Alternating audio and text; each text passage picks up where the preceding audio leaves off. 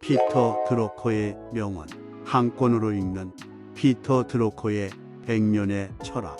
서툰 일에 시간을 투자해서는 안 된다. 자신의 강점에 집중하라. 조금밖에 바라지 않으면 성장도 없다. 많은 것을 추구하면 같은 노력으로 거인으로 성장할 수 있다. 성공의 열쇠는 책임이다. 스스로 책임을 갖는 데서 시작된다. 중요한 것은 지위가 아니라 책임이다. 성과를 올리기 위한 실천 능력 5가지. 첫째, 무엇에 시간이 사용되고 있는가를 파악하고 시간을 체계적으로 관리한다. 둘째, 조직과 외부에 대한 공헌에 초점을 맞춘다. 셋째, 강점에 주력. 넷째, 우선순위를 결정하여 남다른 성과를 올리는 영역에 역량을 집중한다. 다섯째, 성과를 내는 효율적인 의사결정을 행한다. 목표는 성취하기 어려워야 한다. 그러면서 동시에 가능한 것이라야 한다. 불가능한 것을 지향한다든가 전제로 삼는 일은 야심적이기보다는 무모한 것이다. 누구나 자신의 강점을 잘 안다고 생각한다. 그러나 대개의 경우 그렇지 않다. 사람들이 알고 있는 것은 기껏해야 약점이다. 무엇인가를 하기로 결정했다면 무엇을 기대할 것인가를 기록한다. 그리고 이것을 9개월 후 혹은 1년 후의 결과와 비교한다. 최초의 일은 제비 뽑기와 같다. 처음부터 적합한 일에 종사할 확률은 높지 않다. 더구나 자신에게 맞는 일로 알고 그 일에 자리 잡기까지는 몇 년이 걸린다. 조직이 부패했거나 자신에 맞는 일터를 찾지 못했을 때 혹은 성과를 인정받지 못할 때는 사표를 쓰는 것이 옳은 선택이다. 출세는 중요한 문제가 아니다. 어떤 지식도 다른 지식보다 상위에 존재하지 않는다. 지식의 서열은 지식 고유의 의열에 의해서가 아니라 공헌에 의해 결정된다. 어느 기업가에게 천재적인 영감이 있다는 것은 신화에 불과하다. 기업가는 변화를 당연하고 건전한 것으로 여긴다. 스스로 그 같은 변화들을 일으키지 않을지도 모른다. 그러나 변화를 찾아내어 기회로 이용한다. 진정한 변화는 사람들이 행하는 것이며 한때의 변화는 사람들이 이야기하는 것이다. 상사를 어떻게 관리할 것인가? 실제로 답은 아주 간단하다. 상사의 강점을 활용하는 것이다. 자신보다 뛰어난 사람을 부리는 방법을 아는 남자. 여기 잠들다 철강왕 앤드류 카네기가 자신의 묘비에 새기게 한 이 문장은 실제로 대단한 자랑거리가 될 만한 자질이었다. 동료, 상사, 자신을 가리지 않고 모든 이들의 강점을 총동원하지 않으면 안 된다. 소크라테스는 목수와 말할 때는 목수의 말을 사용하라고 가르쳤다. 커뮤니케이션은 받아들이는 사람의 말을 사용하지 않으면 성립되지 않는다. 진정으로 엄격한 상사, 즉 인류인간을 만드는 상사는 부하가 잘할 수 있는 것을 생각한 다음에 그가 실제로 그것을 행할 것을 요구한다. 신뢰가 없으면 따르는 사람이 없다. 단어 자체의 의미에서도 볼 수 있듯이 원래 리더란 따르는 사람이 있다는 뜻이다. 진정한 리더는 인간의 에너지와 비전을 창조하는 일이 자신의 역할이라는 것을 알고 있는 사람이다. 우선순위나 여로순위는 현실의 비추원을 검토 수정되어야 한다. 실제로 우선순위가 높은 일을 실현시키는 과정에서도 다시 그 순위는 변경된다.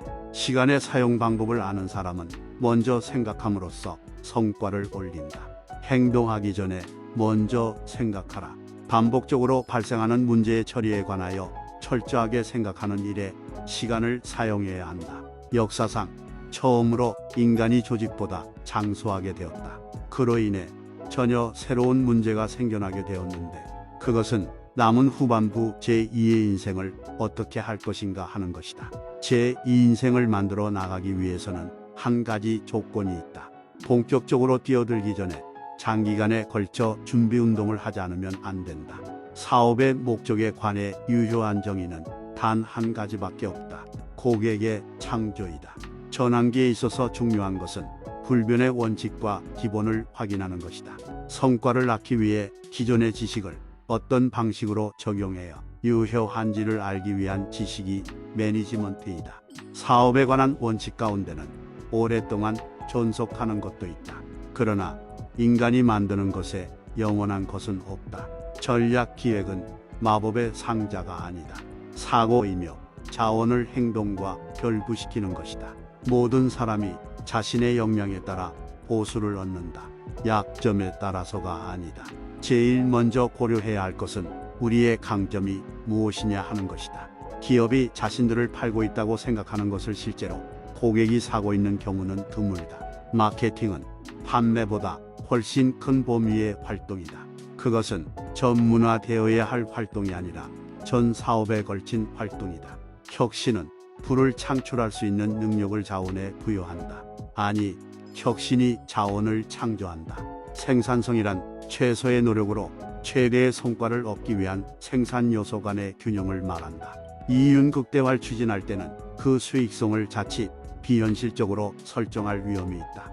90%의 결과가 10%에 의해 창출되는 데 비해 비용의 90%는 업적을 낳지 않는 나머지 90%에 의해 발생한다. 업적과 비용은 관계가 없다. 의사결정에 관한 주장의 상당 부분이 문제의 해결, 즉 답을 내는 일에 집중하고 있다. 이는 초점을 잘못 맞춘 것이다. 조직이 건강하기 위해서는 무엇보다도 고도의 성과 기준이 요구되어야 한다. 목표 관리가 필요한 것도 이런 고도의 기준이 필요하기 때문이다. 모든 조직이 사람이 보물이라고 한다. 그런데 그것을 행동으로 보여주는 조직은 거의 없다. 좋은 구조가 성과를 보장해 주지는 않는다. 그러나 구조는 성과를 내지 못하며 최고의 노력을 쓸모없게 만든다. 기업은 사회와 경제 안에 존재한다. 그런데 내부에서는 자칫 진공 속에 독립적으로 존재하는 것으로 여기기 쉽다. 변화를 관리하는 최선의 방법은 스스로 변화를 만들어 내는 것이다. 이미 한 가지는 확실해졌다. 우리는 근본적인 변화가 계속되는 시대에 들어섰다는 사실이다. 미래에 관해 알 수 있는 것은 두 가지밖에 없다.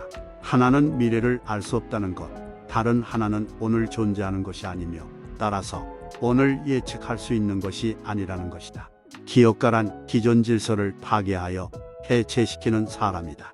조지프 슌페터가 말한 것처럼 기업가의 책무는 창조적 파괴이다. 기존의 조직에 혁신을 이식할 수는 없다. 조직 전체가 변혁의 주역으로 변신하지 않으면 안 된다. 변화가 아니라 침체에 저항하는 조직을 만드는 것이야말로 경영의 최대 과제이다. 그리고 그것은 가능하다. 혁신이란 과학과 기술 자체가 아니라 가치에 관련된 것이다. 그것은 조직 내부가 아니라 조직의 외부에서 비롯되는 변화이다. 모든 경제적 활동에 위험이 동반한다. 그러나 어제를 지키는 것, 즉 혁신을 하지 않는 쪽이 내일을 만드는 것보다 더 큰 위험을 동반한다. 혁신의 기회는 폭풍우가 아니라 미풍처럼 왔다가 사라진다. 예기치 못한 것은 우리의 통념이나 자신감을 부수어 줌으로써 혁신의 보물창고 역할을 한다. 구조 변화는 산업의 외부에 있는 자에게 예외적인 기회를 부여한다. 그런데 내부에 있는 자에게는 이 같은 변화가 곧 위험이다. 신지식에 의한 혁신이 세상에 받아들여질지 어떨지는 도박이다. 확률은 알 수 없으며 수수께끼와 같다. 혁신하지 않는 것이야말로 기존의 조직이 몰락하는 가장 큰 원인이며 제대로 경영되지 않는 것이야말로 신사업이 실패하는 주된 원인이다. 성장은 사업의 성과에 따라 자동적으로 주어지는 것이 아니다. 성장은 불연속적이다. 어느 단계에서 스스로 변화하지 않으면 안 된다. 이론은 현실을 체계화한다. 그러나 이론이 현실을 창조하는 일은 거의 없다. 퇴직자와 일하는 사람의 비율을 최소한 1:3으로 억제하는 일이 모든 선진국의 사회, 경제 정책의 중심 목표가 되지 않으면 안 된다. 평화와 발전을 가져와야 할 글로벌 경제가 실제로는 가난한 비백인 세계와 풍요로운 백인 세계 간의 분쟁에 불씨를 낳고 있다. 세계 경제가 변화의 한가운데 있다는 표현은 잘못된 것이다.